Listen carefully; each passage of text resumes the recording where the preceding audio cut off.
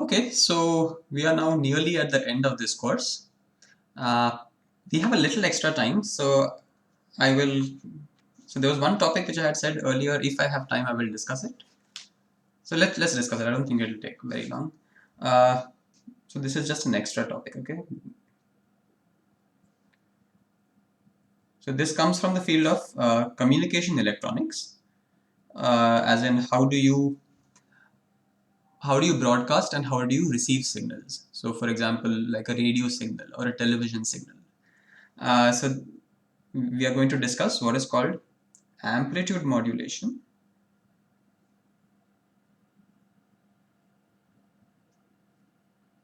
or what is called AM, and frequency modulation. I'm not going to do a very quantitative discussion on this, I'm just giving you an idea of what happens. And then, of course, if you're more interested, you can always read up more about it. Of course, AM and FM you're familiar with, because if you're listening to the radio, you might want to log on to like an FM 93.8 channel or something like that. So FM and AM are commonly used acronyms, but what exactly do they mean? So let's talk about that. So suppose let's say you own a radio station. You want to broadcast a signal, which then people will receive at home with their radio sets. So suppose you want to send out a frequency of 10 kilohertz. So you have a signal whose frequency is 10 kilohertz. So you're sending out basically what are electromagnetic waves, radio waves, uh, whose wavelength has to be c divided by the frequency. So if you just do 3 times 10 to the power 8 divided by this frequency, you will get what? 3 times 10 to the power 8 minus 4, so 4 meters. So this is the wavelength. 3 times 10 to the 4 meters means 30 kilometers.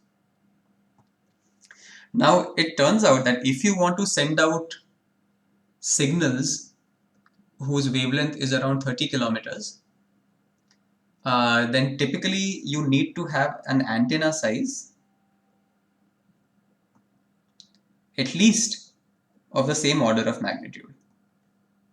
So you need to have a 30-kilometer long antenna which will send out these radio signals. Now that's not going to happen. We don't have a 30-kilometer long antenna to broadcast. So what do? How do you get over this problem? So that is why we use these two kinds of modulation, amplitude modulation and frequency modulation. Let's see how it works. So let's say you have your signal which you want to send. So let's call it information signal.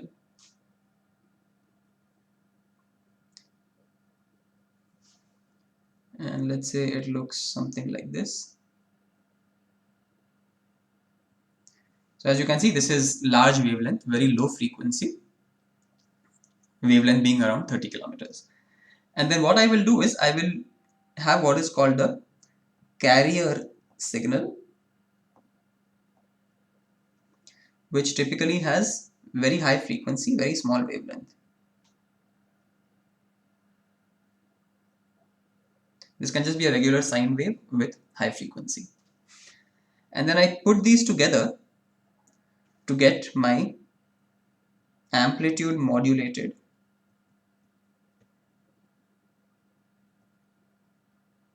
or AM signal. What does this look like?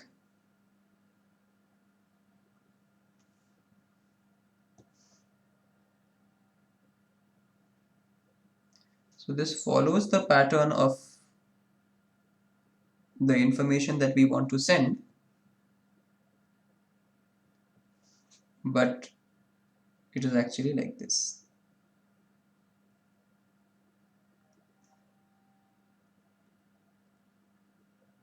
So as you can see, what is happening is that you have modulated your information signal with this carrier signal.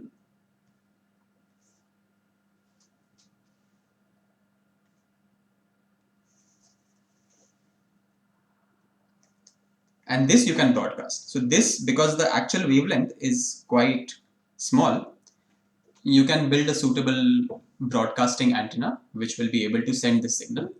However, at the receiving station, what they will be interested in is not this wavelength, but the wavelength of the overall packet, so to speak. How do you separate them out? So this you can see as the sum of two signals. One has a low frequency and one has a high frequency. These fast oscillations have a high frequency. The slow overall oscillation has a low frequency. So at the receiving station, all you need to do is you need to pass your wave through a frequency filter. So if you pass it through a low frequency, a low pass frequency filter, then you will be able to throw away the high frequency part and you will be basically left just with this. This is what you want because this carries your information. So you use the carrier signal to modulate your information signal to get a sum of multiple frequencies. So this is amplitude modulation. You can also do frequency modulation. In frequency modulation, you have, let's say, your information signal again.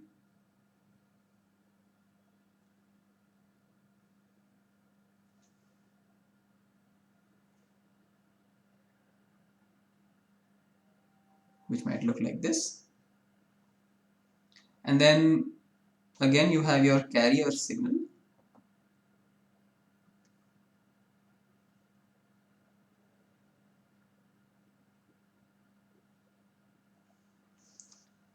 And then your frequency modulated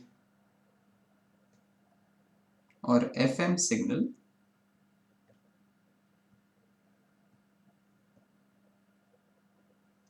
Now it's not the amplitude of the overall wave that's going to change, it's the frequency of the overall signal that's going to change. So wherever the information is high, you want high frequency. Wherever the information is low, you want low frequency. So now your total might look something like this. So it becomes very high frequency here, but then it starts to slow down. Here it's the lowest. Now it's increasing again, slowing down, so on. So this is your frequency modulated signal. The amplitude is the same overall, but it's the frequency that keeps changing. When if the frequency is very high, like over here, then it basically means that the information that you're sending out is high, and if the frequency is low, like over here, that means the information that you're sending out is low. And this again can be demodulated at the receiving end. Generally, FM is preferred over AM because FM has better signal to noise ratio. Yeah, so I think that's all that I want to say regarding AM and FM. Just a little bit of extra information on the side for those of you who are interested.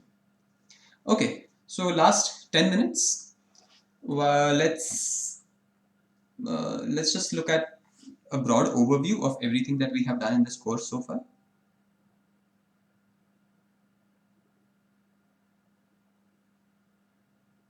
I hope I can fit everything on this page. So earlier in your up to 11th and 12th standard, whatever electronics you have done has largely been the static kind.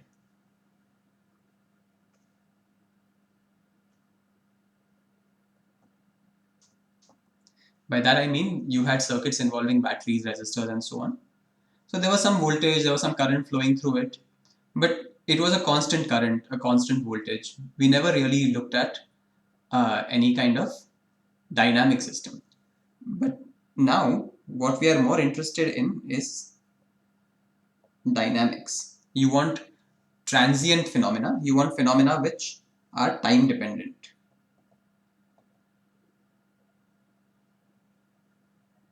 Because these are more interesting. in real life you have AC signals, you have sinusoidal waves, you have square pulses, and so on. So it's useful to study dynamical systems. So the first thing that we looked at was transient circuits involving uh, L, R, and C. So we did L, R, C circuits, and we did AC theory. This was one thing. Then we wanted to do what is called signal manipulation.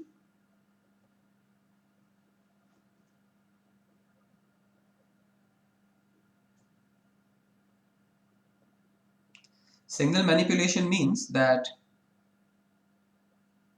if I send you a certain kind of signal, you want to be able to change its parameters. So any AC signal has some amplitude, it has some frequency, it has some phase. So how can I change these? If I want to modify a given signal for my own purposes, how should I do it? So one very useful way to do this is using semiconductor devices.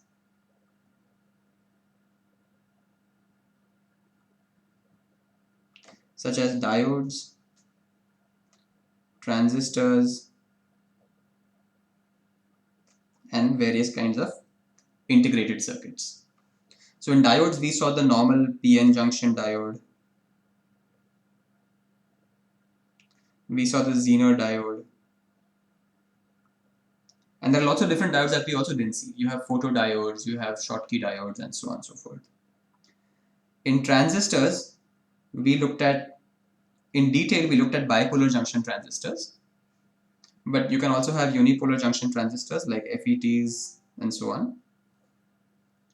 So in each of these cases, we studied the characteristics. Well, not so much for the FET, but definitely for the BJT, we looked at input characteristics, output characteristics, and then various kinds of applications of these transistors in terms of using them as a switch, using them as a variable resistance, using them as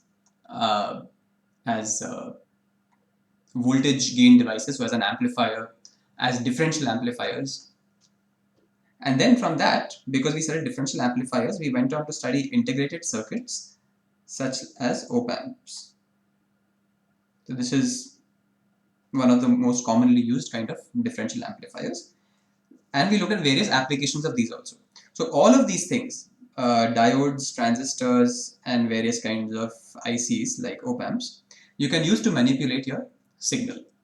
You want to amplify something, you want to attenuate a signal, you want to change the phase, you want to cut off certain frequencies, high frequency or low frequency. All of these things you can do using these various semiconductor devices.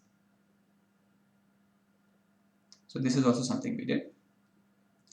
Now all of this comes under the domain of analog electronics, because your signals are always continuous. But you can also do digital electronics. So we started with the very basics. We looked at the binary number system, also looked at a few more number systems like hex and so on. We looked at logic gates, because these logic gates allow us to build the most basic kind of logical circuits involving Boolean algebra. And then we looked at flip-flops, which are basically information registers that you can use to store data and to manipulate data now in the form of bits, because now we're talking about digital. So we're no longer talking about data in the form of some continuous sine wave. We're talking about digital data in terms of bits, nibbles, bytes, series of zeros and ones. So flip-flops now you can use to store bits, and then you can manipulate bits. When do you want to change it? When do you not want to change it? And so on. We also looked at some properties of some applications of logic gates like adders. So half adders and full adders, which is the most basic kind of application that you need in any kind of computing device, any kind of processor. The first thing that you need to do is you need to be able to add two numbers, and adders allow us to do that. We also saw connections between these two, no? So we have seen, or through your study projects, you have seen things like analog to digital converter.